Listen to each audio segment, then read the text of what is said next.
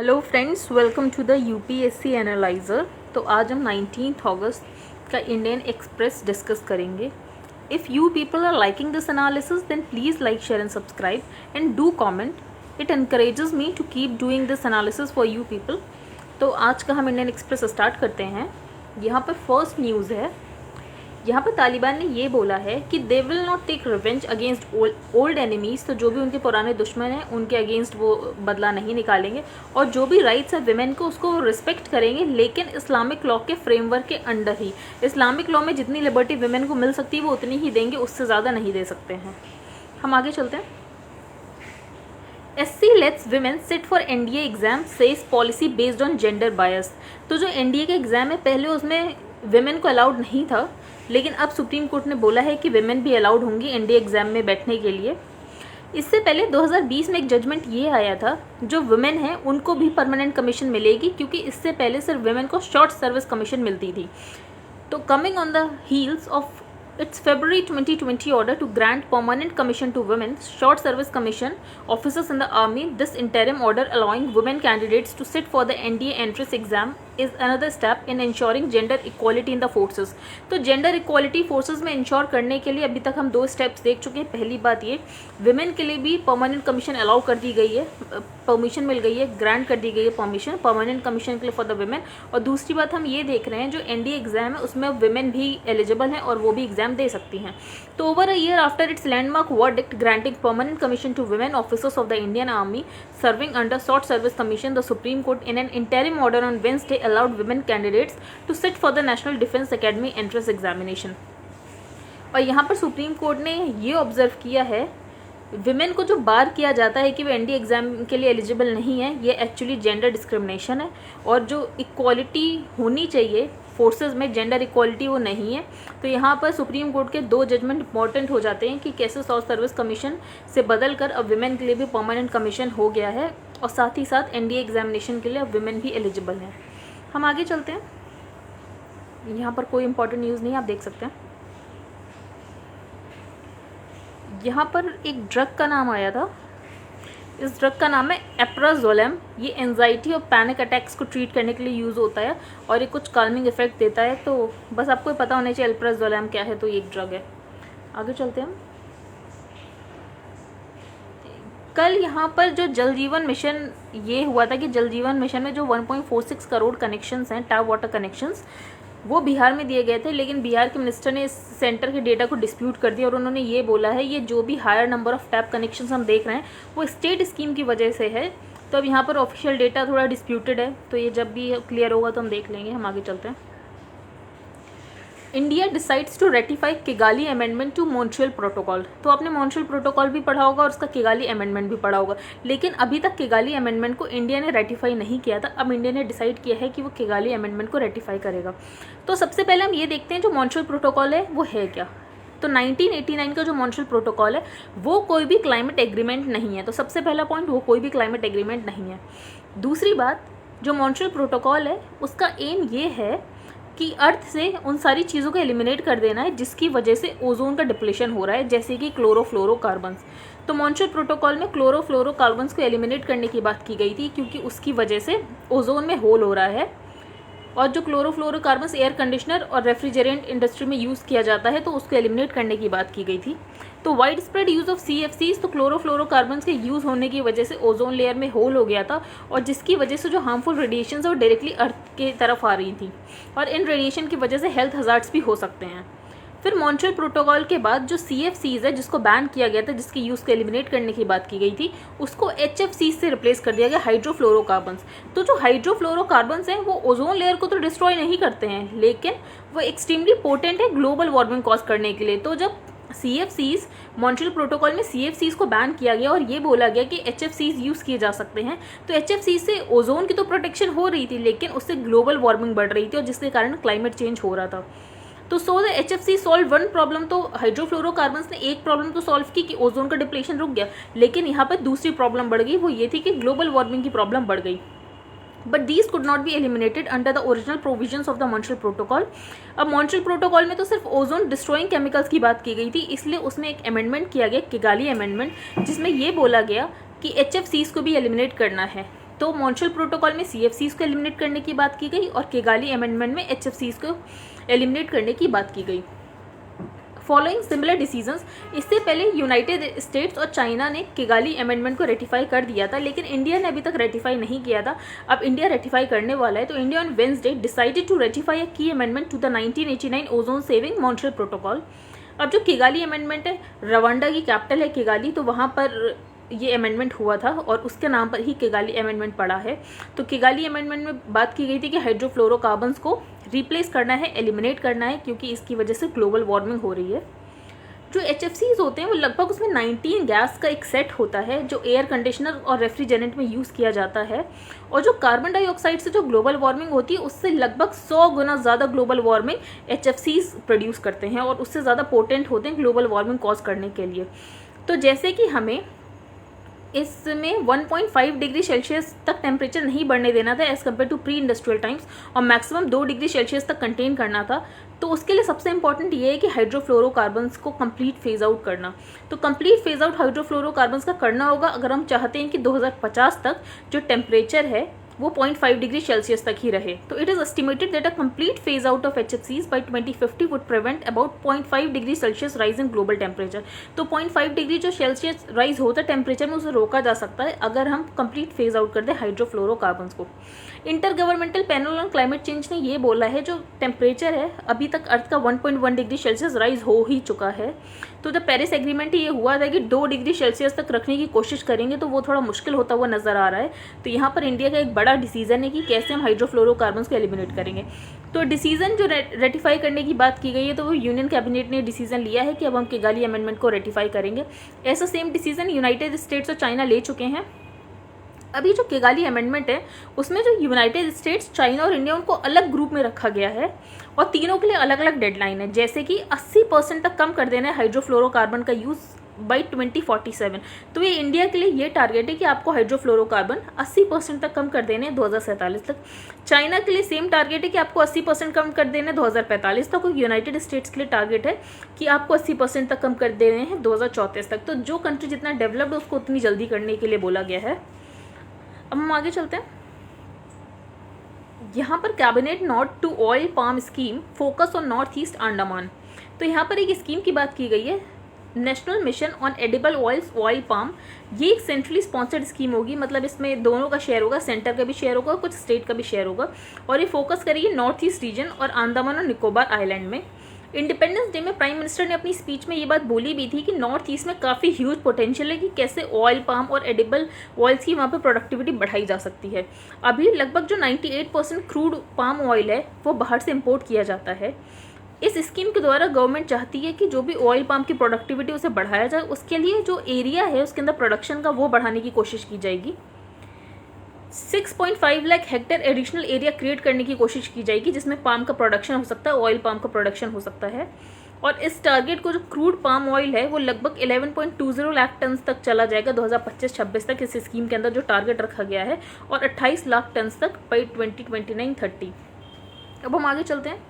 हरियाणा में एक टर्म को यूज़ किया जाता है गोरख धंधा, जो कि कोलोकियल एक्सप्रेशन है जो कि अनएथिकल प्रैक्टिसेस को रेफर करने के लिए यूज़ किया जाता है।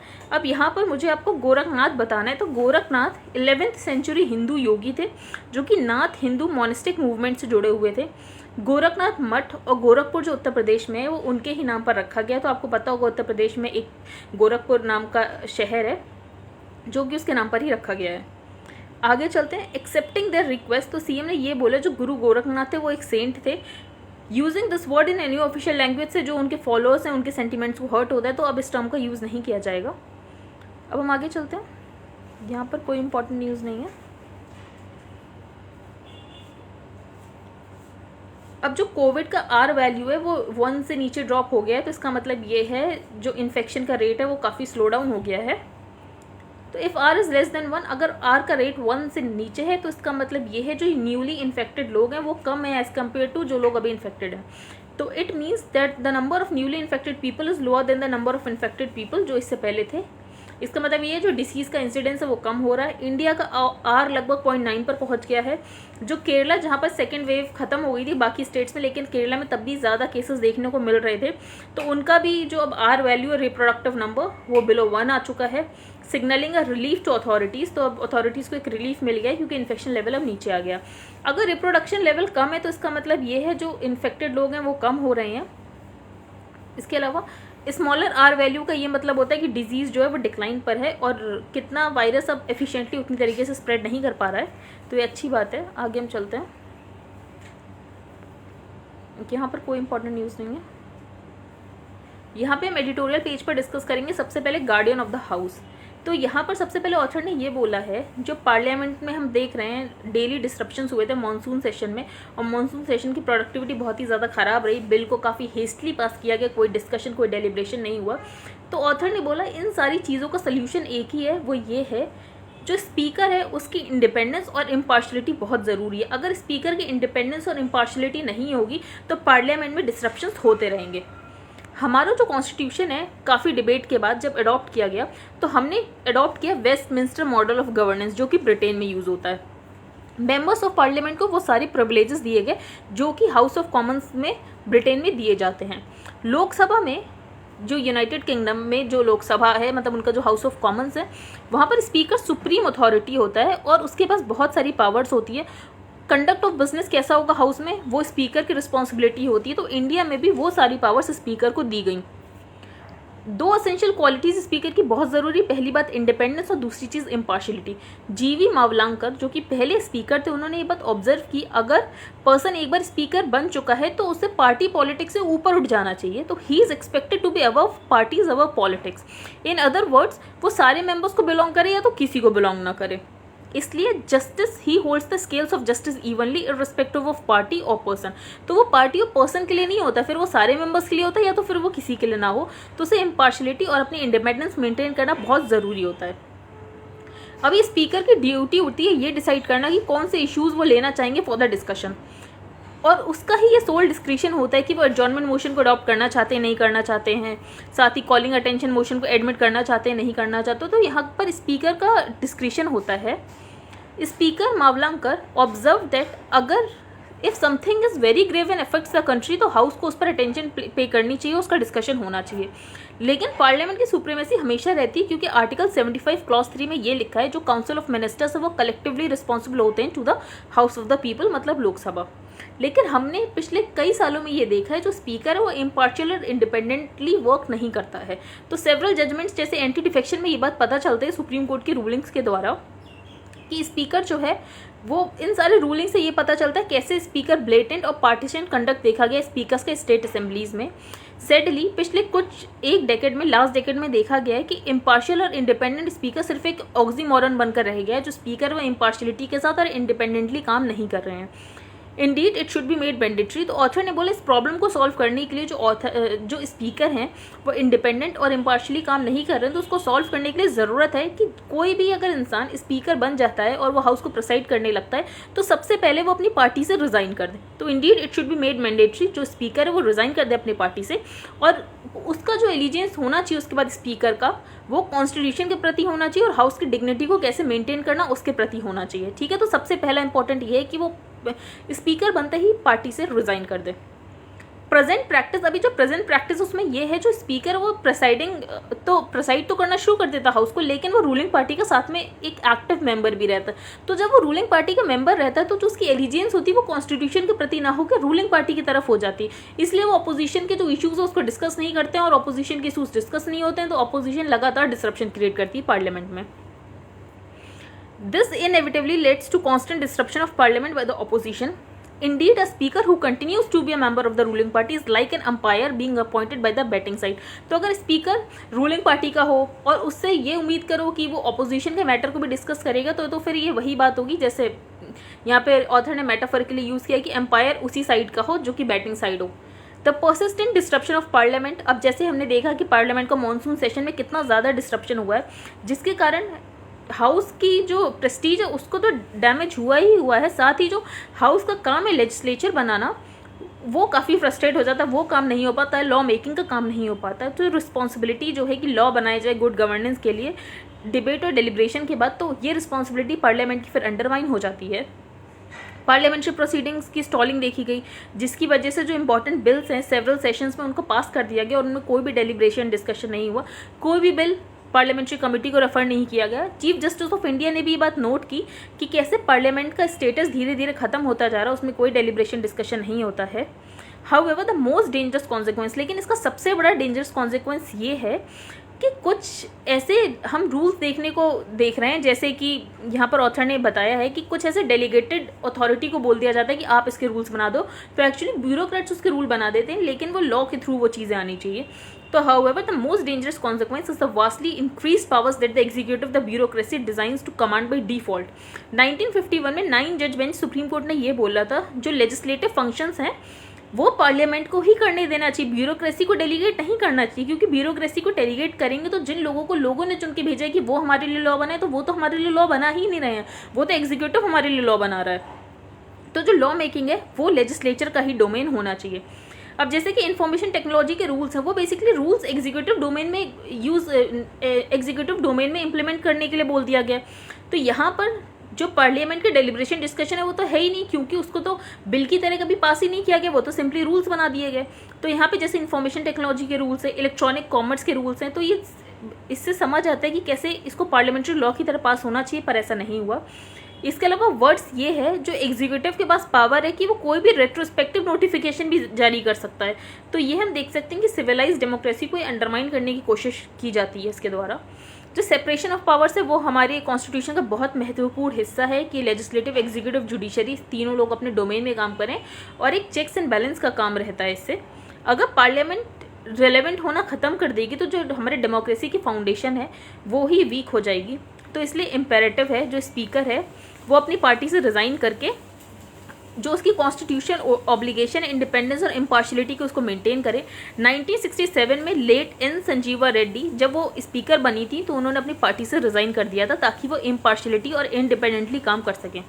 तो this must be accepted as the primary responsibility of every ruling party. तो अब हर रूलिंग पार्टी की रिस्पॉन्सिबिलिटी होनी चाहिए, भले ही वो सेंटर में हो या भले ही वो स्टेट में हो, और इसको एक कॉन्स्टिट्यूशनल कन्वेंशन बना देना चाहिए कि अगर आप स्पीकर की पोस्ट पर हैं तो आप रिज़ाइन कर दें ताकि आप इम्पार्शलिटी और इंडिपेंडेंस मेंटेन करके रखें।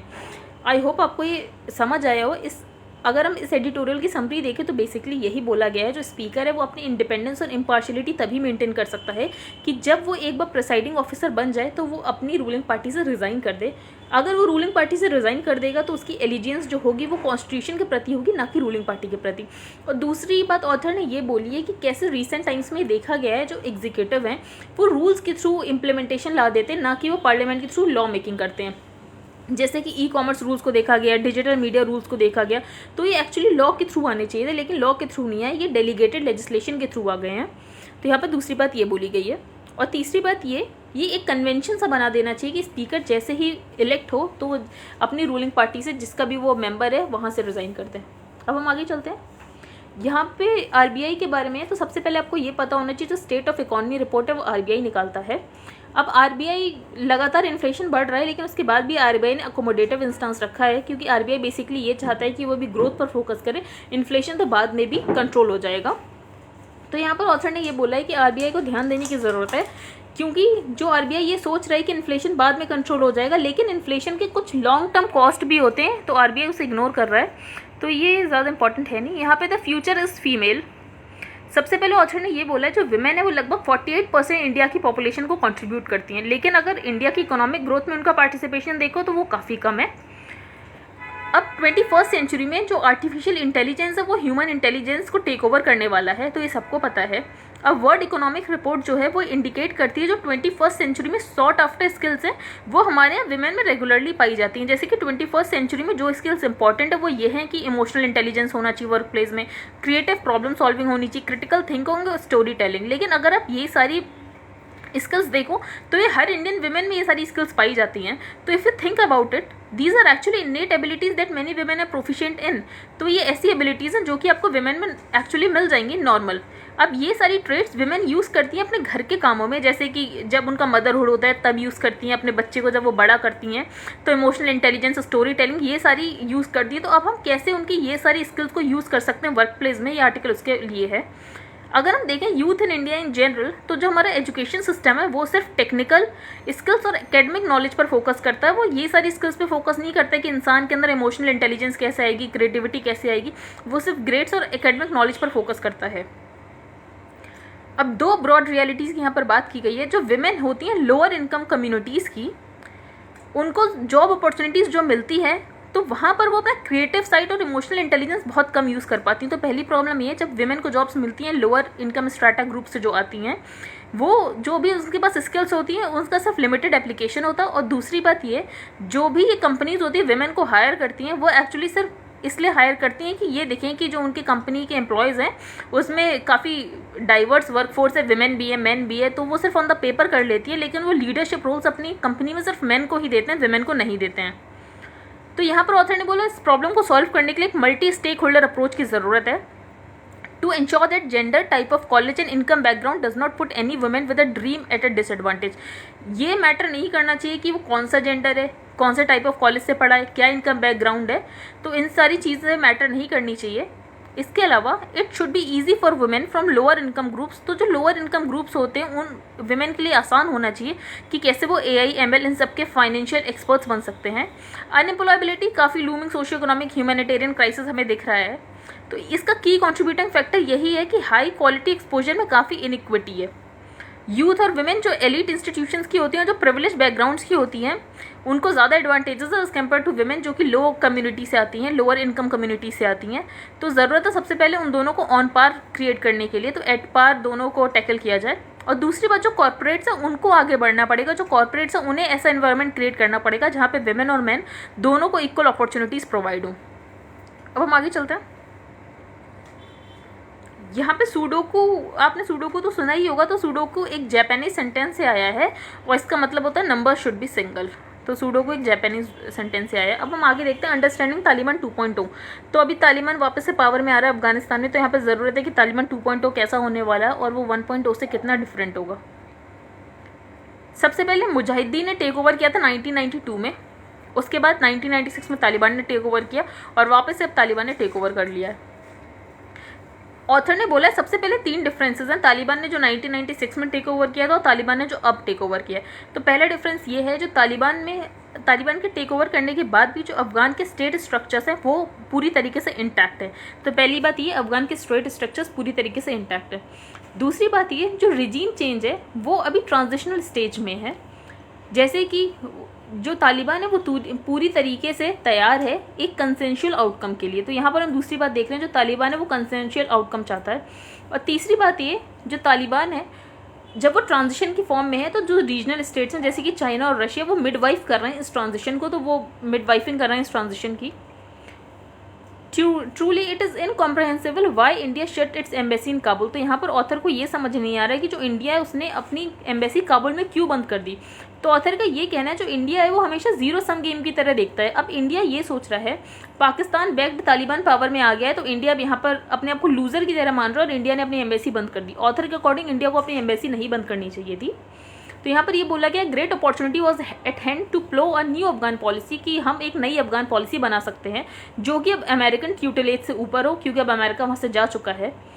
द ओनली पॉसिबल एक्सप्लेनेशन, अब हमने इतनी हरीडली अपनी जो वहाँ पर एम्बेसी बंद कर दी, तो उसका ऑथर एक ही एक्सप्लेनेशन देता है, वो ये जो गवर्नमेंट है वो जीरो सम व्यू लेकर चल रही है कि पाकिस्तान अगर ट्राइम्फलिज्म को सेंस कर रहा है, वो ये सोच रहा है कि वो जीत गया है तो India must be the loser. पर ऑथर ने बोला है जो चीज़ें हैं वो इतनी ब्लैक और वाइट नहीं होती, वो ग्रे में होती हैं। तो we had a profound understanding, अब हमें अफगान के नेशन के एथोस और ट्रेडिशन और कल्चर की अच्छे से अंडरस्टैंडिंग है, तो हमें उनके साथ अभी भी रिलेशन अपने रखने चाहिए। जैसे कि उन्होंने यहाँ पर नरसिम्हा राव प्राइम मिनिस्टर को कोट किया कि कैसे उन्होंने ये बोला था कि जो इंडिया है वो अपनी कॉन्वर्सेशन करते रहे मुजाहिदीन ग्रुप के साथ, जबकि मुजाहिदीन ग्रुप इंक्लाइंड था टुवर्ड्स द पाकिस्तान। फिर भी हम चाहते थे, जो प्राइम मिनिस्टर उस समय के नरसिम्हा राव थे वो चाहते थे कि मुजाहिदीन ग्रुप के साथ कॉन्वर्सेशन बना रहे। We are riveted on archaic notion of strategic depth, अब हमारा वही आर्किक नोशन बना हुआ है जो तालिबान जब 1996 में पावर में था तो उसी को हम लेकर चल रहे हैं कि जो तालिबान है वो पाकिस्तान की तरफ इंक्लाइंड था। लेकिन हम देख रहे हैं जो इस बार का तालिबान है अकॉर्डिंग टू द ऑथर वो ऑटोनॉमस तरीके से काम करने वाला है। तो Taliban has transformed according to the author, जो तालिबान उसने अपने आप को ट्रांसफॉर्म कर लिया है और वो सारी कम्युनिटीज़ और एथनिक ग्रुप्स के इंक्लूसिव होकर काम करना चाहता है कंपेयर टू द 1990s। यहाँ पर ऑथर ने 1990 से कंपेयर किया, तो सबसे पहले इंपॉर्टेंट ये है जो तालिबान का आज है वो बिल्कुल अनरिकग्नाइजेबल है, वो 1996 जैसा बिल्कुल नहीं है। जैसे कि तालिबान को जब 1996 में तालिबान पावर में आया था तो सऊदी अरेबिया और यूएई उसको काफ़ी सपोर्ट करते थे, लेकिन अब हम देख रहे हैं जो अभी का तालिबान है उसे यूएई सऊदी अरेबिया सपोर्ट बिल्कुल नहीं कर रहा, और तालिबान को भी वो सपोर्ट चाहिए नहीं। लेकिन तालिबान बार बार ये अभी भी असर्ट कर रहा है कि वो ट्रेडिशनल इस्लाम और शरिया के थ्रू ही अफगानिस्तान को गवर्न करने वाला है। तो सऊदी और अमीराती इंटेलिजेंस ने 1990s में इसलिए तालिबान को सपोर्ट किया था क्योंकि वो ईरान के साथ उनकी दुश्मनी थी, सऊदी और अमीरेट की, तो वो उस दुश्मनी को ईरान के साथ लड़ना चाहते थे, इसलिए उन्होंने तालिबान को सपोर्ट किया था। लेकिन तालिबान, आज का तालिबान काफ़ी वाइजर हो गया, काफ़ी होशियार हो गया है, और उसे वर्ड की सारी नीतियाँ पता है कि वर्ड कैसे यूज़ करता है एक दूसरे को। आगे चलते हैं हम। और तालिबान को भी इस बार इंटरनेशनल कम्युनिटी के साथ लेजिटिमेशन चाहिए। टू बी श्योर, अब ऑथर ने बोला है कि इसमें हमें देखना चाहिए जो हमारे डिप्लोमेट्स है वो वापस से काबुल जाएं, अपनी एम्बेसी को खोलें, और जो भी न्यू रूलिंग एलिट्स हैं उनके साथ एक कॉन्वर्सेशन शुरू करें। अब जैसे ये बोला जाता है कि अफगानिस्तान में कुछ भी होगा, जैसे तालिबान आ गया तो उसके स्पिल ओवर इफेक्ट्स इंडिया में देखने को मिल सकते हैं, जम्मू कश्मीर में देखने को मिल सकते हैं, तो ऐसा हो सकता है। लेकिन तालिबान ने इस बार ये बोला कि उनका एक्सक्लूसिवली इस बार एक ही एजेंडा, अफगान सेंट्रिक एजेंडा। उन्हें इंडिया के कश्मीर से कोई लेना देना नहीं है। जो कश्मीर है वो इंडिया और पाकिस्तान का बायलैटरल इशू है, अब ये कहना है तालिबान का। तो तालिबान बेसिकली उसका इस बार सिर्फ एक्सक्लूसिवली अफगान सेंट्रिक एजेंडा ही है। हाँ, लेकिन तालिबान का रोल हमें देखने को मिल सकता है, जो भी होगा इंडिया में क्या होता है, लेकिन हमें अभी अपने फ्रेंडली रिलेशंस रखने चाहिए अफगानिस्तान के साथ, और शायद तालिबान भी हमारे साथ फ्रेंडली रिलेशंस रखना चाहता है।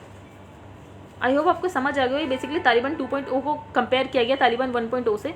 तो सबसे पहले ऑथर ने बोला जो इंडिया ने अपनी एम्बेसी बंद कर दी उसे इतनी जल्दी बंद नहीं करनी चाहिए थी, क्योंकि हम जीरो सम गेम की तरह देख रहे हैं कि पाकिस्तान अगर जीत गया तो हम हार गया, तो ऐसा बिल्कुल नहीं है। जैसे प्राइम मिनिस्टर नरसिम्हा राव ने मुजाहिदीन के साथ बात की थी, भले ही पाकिस्तान की तरफ वो इंक्लाइन था मुजाहिदीन ग्रुप, लेकिन तब भी इंडिया ने बात की थी, तो वैसा ही इंडिया को रखना चाहिए। इंडिया को अभी भी तालिबान के थ्रू बात करनी चाहिए, क्योंकि तालिबान अभी बिल्कुल अलग हो गया एज़ कम्पेयर टू द 1996। जो तालिबान 1.0 था उसे Saudi Arabia, United Arab Emirates वो सपोर्ट करते थे, लेकिन इस बार हम देख रहे हैं उन्हें सपोर्ट नहीं कर रहे हैं।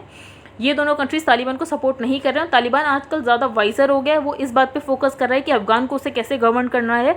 वो दूसरे कंट्री के मैटर में पढ़ना भी नहीं चाहता। जैसे कि तालिबान ने ये बोला है जो कश्मीर है वो इंडिया और पाकिस्तान का बायलैटरल इशू है, तो इन सारी बातों से ये पता चलता है कि तालिबान थोड़ा बदल गया है। तो बाकी तो अब बाद में ऑन ग्राउंड ही पता चलेगा कि तालिबान कितना बदल गया है। यहाँ पे शॉर्टर हेयर कट, तो यहाँ पे इंसॉल्वेंसी एंड बैंक्रप्सी कोड की बात की गई है। तो इंसॉल्वेंसी एंड बैंक्रप्सी कोड 2016, तो जो एक्चुअली कंपनी और लिमिटेड लाइबिलिटी पार्टनरशिप और प्रोप्राइटरशिप पार्टनरशिप फर्म और इंडिविजुअल के लिए नोबल लॉ है कि कैसे उनके स्ट्रेस को दूर कर देता है। तो यहाँ पे डिस्कशन जो है ऑथर वो कंपनीज के थ्रू ही रखेंगे as provision of the IBC relating to individual, क्योंकि जो आईबीसी में इंडिविजुअल को रिलेटेड प्रोविजंस है वो अभी तक फोर्स में नहीं आए हैं। तो जब वो फोर्स में आ जाएंगे तब उसकी बात की जाएगी, लेकिन अभी सिर्फ कंपनीज तक की डिस्कशन को लिमिटेड रखेंगे। तो सबसे पहले ऑथर ने ये बोला है कि कभी कभी कंपनी स्ट्रेस में रहती है, कभी कभी वो फैक्टर्स उसके कंट्रोल में होते हैं, कभी कभी कंट्रोल में नहीं होते हैं। और कंपनी में तब स्ट्रेस आता है जब जो वो एसेट क्लेम करता है एक्चुअली उसके एसेट्स की वो वर्थ होती ही नहीं है।